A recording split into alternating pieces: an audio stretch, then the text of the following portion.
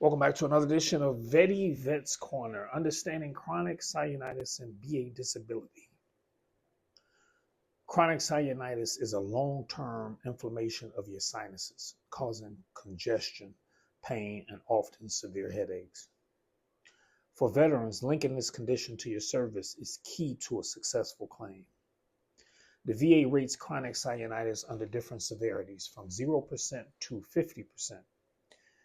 Depending on symptoms like frequency of episodes and treatments required.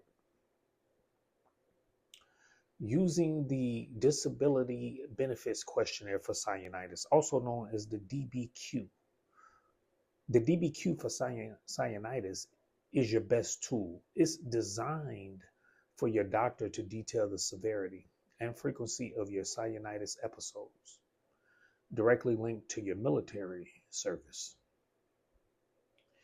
Ensure your healthcare provider includes all symptoms like nasal congestion, sinus headaches, and any sinus surgeries. This documentation is crucial as it's used by the VA to assess the impact on your daily life and work. Tips for a strong claim. Complete evidence. Alongside the DBQ, submit all medical records, including CT scans or allergy tests that support your diagnosis, or you can include the both of them. Nexus Letter. This is a statement from your doctor linking your sinusitis directly to your service. The phrase "as likely as not" should be used to describe the connection. Then you have the personal statement. Write about how your symptoms affect your daily activities and employment. Add in a personal touch to your medical evidence. Also, it's a good idea to get personal statements from those around you, including your spouse, family member, and friends.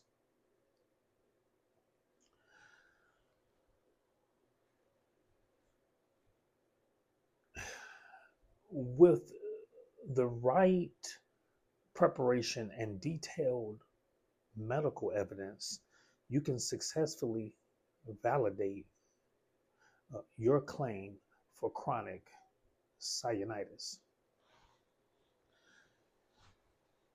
Now, instead of going line by line on the DBQ, I have the website pulled up here to the Code of Federal Regulations, and that's where the DBQ gets its information, from the Code of Federal Regulations. So I'm going to go and I'm looking at, and this is going to be Title 38, Chapter 1, Section 4. At the Code of Federal Regulations, diseases of the nose and throat. So just to give you an idea of how the VA looks at chronic sinusitis, if you have a septum, deviated septum, traumatic, and it has to have occurred from an in-service event.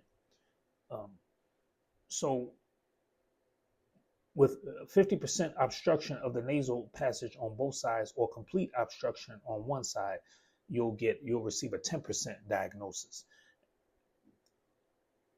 Now, if you have lost part of your nose or have scars exposing both nasal passages, then you'll receive a 30% diagnosis.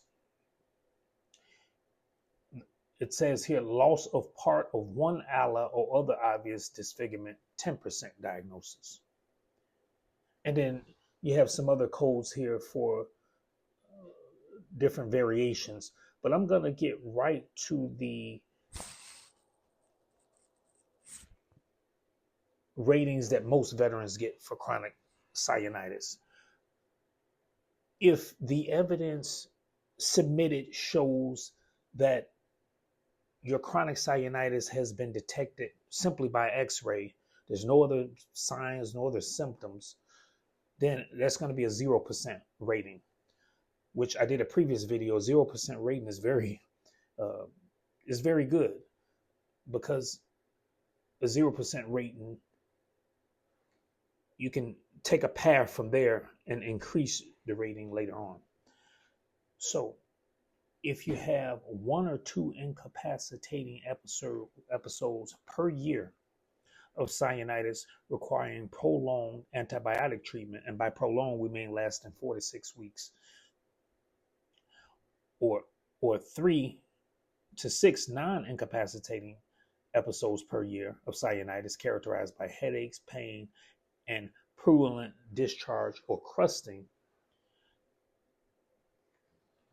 the rating for this is 10%.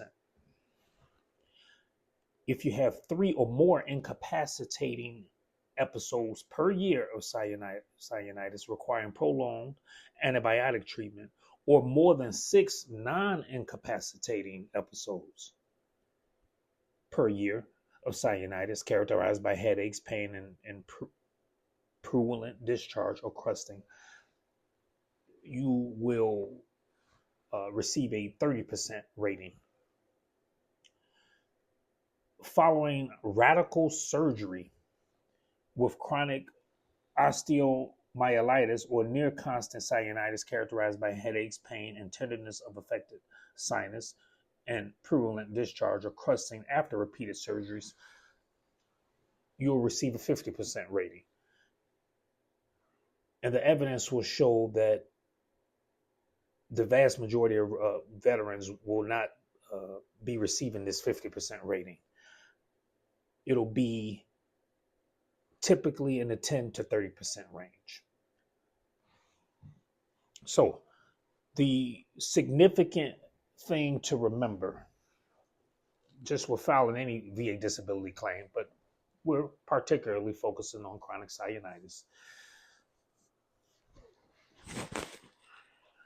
we need a current disability. So we need the chronic sinusitis to be documented. Or a lot of times, if you don't have it documented in your medical records, actually at the comp and pen exam, they can diagnose it there. I'm a firsthand witness to that. So current disability, an in-service event, or in the case of from 2021 onward, chronic sinusitis, you can get it as a presumptive if you served in certain environments. And then you need a nexus connecting the in-service event to the current disability. Or in the case, if it's a presumptive, your nexus is the presumptive. If you served in that environment, that's your connection right there. So service in Southwest Asia equals presumptive. And there's a list of countries. You can go to the Code of Federal Regulations and find a list of countries in Southwest Asia that will qualify as presumptive for service connection. Also, and I'm touching just very briefly on this, chronic sinusitis, you can have this as a secondary condition if the veteran has allergies from in-service burn pit exposure. You can tie that and say that you got the chronic sinusitis from the allergies that you sustained from burn pit exposure. The recommendation from me would be to get with an accredited VSO who can definitely put it all together for you and submit it and get you the rating that you're looking for.